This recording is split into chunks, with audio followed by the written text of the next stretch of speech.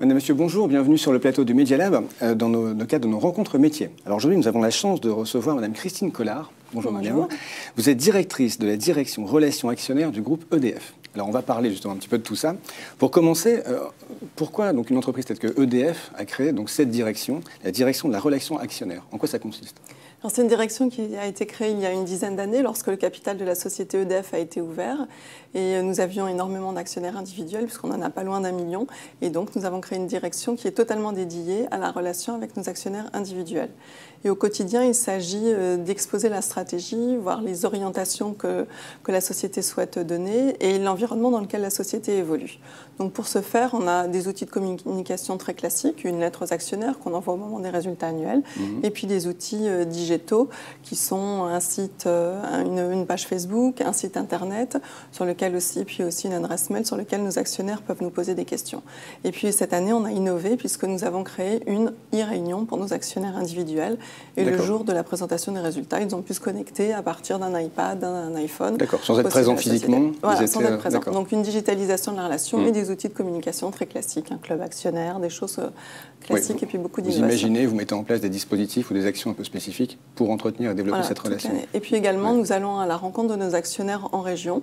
Et là, à chaque fois, nous avons entre 400 et 500 personnes qui sont présentes dans une salle de réunion. Donc dans quelques jours, nous serons ici à Lille aussi pour aller à la rencontre de nos actionnaires. Ce sont des moments privilégiés et qui sont nécessaires pour construire une relation de proximité et répondre à toutes les questions. Parce que quand on est une société comme EDF, bien évidemment, il y a beaucoup de questions qui se posent entre ce qu'on lit dans la presse, l'image qu'on en a. C'est important de répondre à toutes ces questions. J'imagine. Combien de personnes avez-vous dans votre service? Donc on est une équipe de 4 personnes qui sont complètement dédiées à la relation avec nos actionnaires. Et donc certaines personnes sont là depuis l'ouverture du capital. Donc on peut aussi capitaliser sur toute cette connaissance de l'histoire de l'ouverture du capital, parce que ce n'est pas anodin dans la vie d'une société d'ouvrir son capital. Alors si on devait un peu reprendre, ou prendre simplement une semaine type pour vous de travail, votre job, il est composé de quel pont d'activité, quel type d'activité? En fait, on a beaucoup d'échanges entre nous, parce qu'au quotidien, on est toujours dans la réflexion pour trouver des nouveaux outils, regarder ce qui se passe, ce que font les autres, échanger, pour toujours être dans une relation de proximité avec nos actionnaires. C'est ce qui nous a conduit à faire cette e-réunion en début d'année. Et puis là, on est toujours aussi à recherche de nouvelles façons d'être en connexion avec nos actionnaires.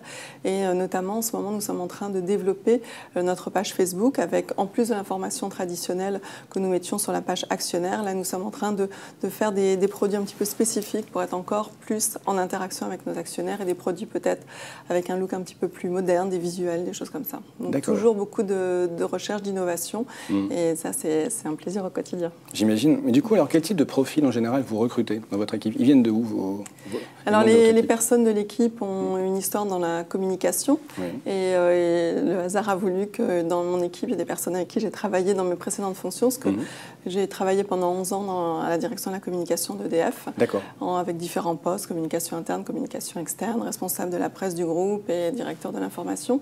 Et donc j'ai eu le plaisir dans ces nouvelles fonctions à direction financière de retrouver des personnes avec qui j'avais eu l'occasion de travailler. Donc un profil communication, un goût pour l'entreprise, pour sa stratégie, une curiosité, parce qu'en fait au quotidien, vous devez expliquer la stratégie, répondre aux questions, pourquoi EDF va aller investir au Royaume-Uni, construire 2 réacteurs EPR, pourquoi EDF est présente à travers sa filiale EDF Énergie Nouvelle en Afrique du Sud, en Inde, pourquoi expliquer tout ça. Donc ça nécessite une vraie curiosité pour la société et ensuite une envie d'en parler à l'externe. Et peut-être une maîtrise des différents types d'outils et supports de communication. Parce que là, on voit bien que vous êtes à cheval sur la plupart de ces supports. Le web, l'événementiel, du print, enfin tout ça, quoi. Donc vous avez des communicants qui sont un peu généralistes? Oui, donc c'est tout l'avantage en fait d'avoir des personnes qui connaissent les métiers de la communication et puis aussi qui sont complètement ouvertes à l'innovation. Et je pousse vraiment les gens de l'équipe à faire preuve de liberté absolue dans l'expression au quotidien de toutes les idées et des idées des uns et des autres. En fait, quand on les redéfinit, on en rediscute entre nous, on arrive à créer des nouveaux produits. Et d'ailleurs, EDF a plus d'un titre à innover. Et notamment, sur cette e-réunion, on a été les premiers à faire une e-réunion au moment des comptes annuels pour nos actionnaires individuels. On a également été la première société à avoir une page Facebook dédiée à ces actionnaires individuels, avec aujourd'hui plus de 5600 fans. Et donc ça marche bien. Voilà, D'accord. Juste pour terminer, on on entend communication, ça, ok. Financière, ça veut dire qu'il y a un aspect chiffré, peut-être un peu compliqué.